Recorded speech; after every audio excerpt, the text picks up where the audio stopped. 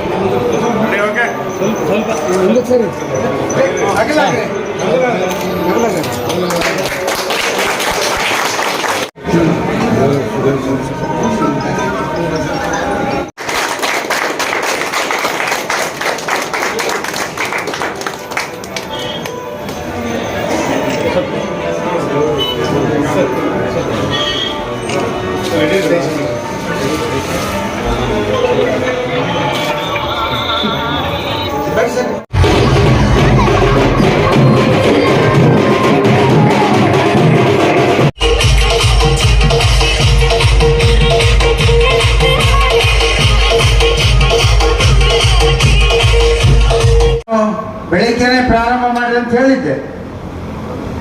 ಇಲ್ಲ, ಬೆಳಗ್ಗೆ ಅನೇಕ ಕಾರ್ಯಕ್ರಮಗಳಿದ್ದಾವೆ. ಈ ಕಾರ್ಯಕ್ರಮ ತಡವಾಗಿ ಪ್ರಾರಂಭವಾಗಿದೆ. ಆದ್ದರಿಂದ ಜನ ಇಷ್ಟೊತ್ತನೇ ಇದ್ರು. ವಿಶೇಷವಾಗಿ ಇವತ್ತು ಏನಪ್ಪ ಅಂದ್ರೆ ಇದು ನಿಮ್ಮದೇ ಕಾರ್ಯಕ್ರಮ. ಮಲ್ಲಮ್ಮ ಅಂದ್ರೆ ಯಾರು? ನೀವೇನೆ. ಪ್ರತಿ ಮನೆಯಲ್ಲೂ ಕೂಡ ಮಲ್ಲಮ್ಮ ಇದ್ದಾಳೆ. ಇವತ್ತಿಗೆ ಇದ್ದಾಳೆ, ಇಲ್ಲ ಅಂತಿಲ್ಲ.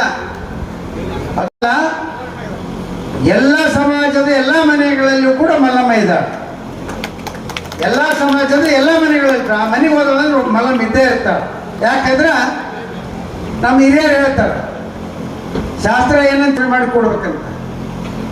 ಹಿರಿಯ ಮಗ ಮನೆ ಹಿರಿಯ ಸೊಸಿ ಆಕಿ ಮಲಬೇಕಾದ್ರ ಕುಂತೋರು ಎದ್ದಿರಬಾರ್ದು, ಮಕ್ಕೊಂಡವ್ರು ಎದ್ದಿರಬಾರ್ದು. ಹಿರಿಯ ಮಗ ಕುಂತಂದ್ರೆ ಎದ್ದೇಳಬಾರ್ದಂತ, ಸೊಸಿ ಮಲಗಿನಂದ್ರೆ ಎದ್ದೇಳಬಾರ್ದಂತ.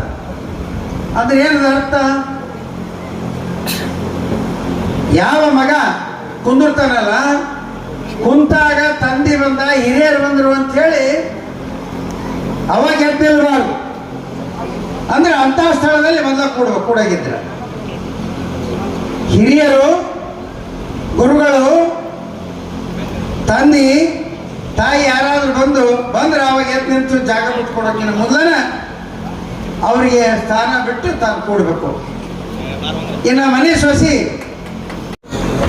ಹಿರಿಯರು ಮನೆಯವರು ಏನಾದ್ರು ಕಿರಿಕಿ ಹಿಡ್ಕೊಂಡ್ರ, ನಮ್ಮ ಮಾವ ಹಿಂಗ್ ಮಾಡ್ತಾನ, ನನ್ನ ಗಂಡ ಹಿಂಗ್ ಮಾಡ್ತಾನ, ನಮ್ಮ ನಾದಿನಿಯರು ನಮ್ಮ ಮೈದೂರು ಹಿಂಗ್ ಮಾಡ್ತಾರ ಅಂತೇಳಿ ಮನೆಯಲ್ಲಿರ್ತಕ್ಕಂಥ ಸಮಸ್ಯೆಯನ್ನ ಬಜಾರದಲ್ಲಿ ಹೋಗಿ ಬಿಡಬೇಡ ಅಂತ ಒಂದು ಸಹನಮೂರ್ತಿ ಯಾರಿದ್ರು ಹೇಮರೆಡ್ಡಿ ಮಲ್ಲಮ್ಮ ಅವರು. ಆ ಕಾರಣದಿಂದ ಇವತ್ತು ಪ್ರತಿಯೊಂದು ಮನೆಯಲ್ಲಿ ಇವತ್ತಿಗೂ ಮಲ್ಲಮ್ಮನವರು ಇದ್ದಾರೆ, ಗ್ರಾಮೀಣ ಭಾಗದಲ್ಲಿ ವಿಶೇಷವಾಗಿ. ಆದರೆ ನಗರದಲ್ಲಿ ಕಡಿಮೆ ಆಗಿದೆ. ಯಾಕಂದ್ರೆ ಸೊಸೆಯಂದ್ರದೇ ರಿಮೋಟ್ ಕಂಟ್ರೋಲ್ ಎಲ್ಲ. ಆ ಪರಿಸ್ಥಿತಿ ನಮ್ಮ ಇವತ್ತು ಪಾಶ್ಚಿಮಾತ್ಯ ಕಡೆ ಹೊರಟುಬಿಟ್ಟಿದೆ. ನಮ್ಮ ಸಂಸ್ಕೃತಿ ಎಲ್ಲಿ ಹೋಗ್ತಾ ಇದೆ ಅಂದ್ರೆ ಪಾಶ್ಚಿಮಾತ್ಯ ಕಡೆ ಹೋಗ್ತಾ ಇದೆ. ಆದ್ದರಿಂದ ಮಲ್ಲಮ್ಮನ ಆದರ್ಶಗಳನ್ನು ಇವತ್ತು ನಾವೆಲ್ಲ ನಮ್ಮ ಜೀವನದಲ್ಲಿ, ವೇಮನರ ಆದರ್ಶಗಳನ್ನು ನಮ್ಮ ಜೀವನದಲ್ಲಿ ಅಳವಡಿಸ್ಕೊಳ್ಳಿ.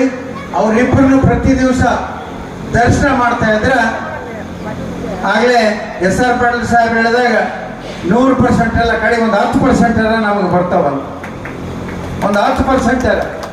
ಯಾಕಂದ್ರೆ ನಮ್ಮಲ್ಲಿ ಸಿಟ್ಟು ಸೆಡವು ಜಾಸ್ತಿ. ಮತ್ತು ಆ ಸಿಟ್ಟು ಸೆಡವು ಅದು ಹೇಳ್ತಾರಲ್ಲ, ಯಾವತ್ತೂ ಕೂಡ ಯಾರು ಸಹನಾಮೂರ್ತಿ ಆಗಿರ್ತಾನೆ, ಯಾರು ನಮ್ಮ SR ಪಾಟೀಲ್ ಸಾಹೇಬ್ ಎಂದರ ಸಿಟಿ ಎದ್ದಿದ್ದು ನೋಡಿದ್ರೆ ಏನು ಮಾಡಿದ್ದಾರೆ. ಇವತ್ತು ನಾವು ಹೆಮ್ಮೆ ಪಡಬೇಕು. ಹಾಗಲ್ಲ, ನಾವು ಹೆಮ್ಮೆ ಪಡೋದಕ್ಕಿಂತ ಆದರೂ ಇವ್ರಿಂಗ ಇನ್ನೊಬ್ಬರನ್ನ ಆಡ್ಕೊಳ್ಳೋದು ಹೆಚ್ಚು.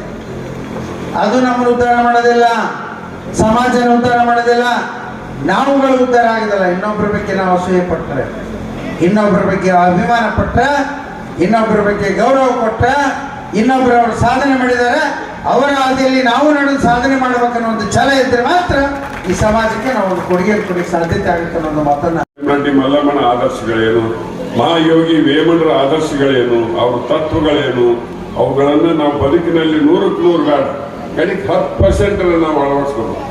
ಇಷ್ಟೆಲ್ಲ ಶ್ರಮ ವಹಿಸಿ ಕಷ್ಟಪಟ್ಟು ಕಣ್ಣಾಗಿ ನೀರು ತಂದು ಇವತ್ತು ಅವ್ರು ಮಾತನಾಡಿದ್ರಲ್ಲ, ಆ ಶ್ರಮಕ್ಕೆ ಎಷ್ಟು ಮಂದಿ ಸಹಾಯ ಮಾಡಿದ್ದಾರೆ, ಅಸಂಖ್ಯಾತ ಮಂದಿಗಳು ಮತ್ತೊಮ್ಮೆ ಬಂದಿದ್ದು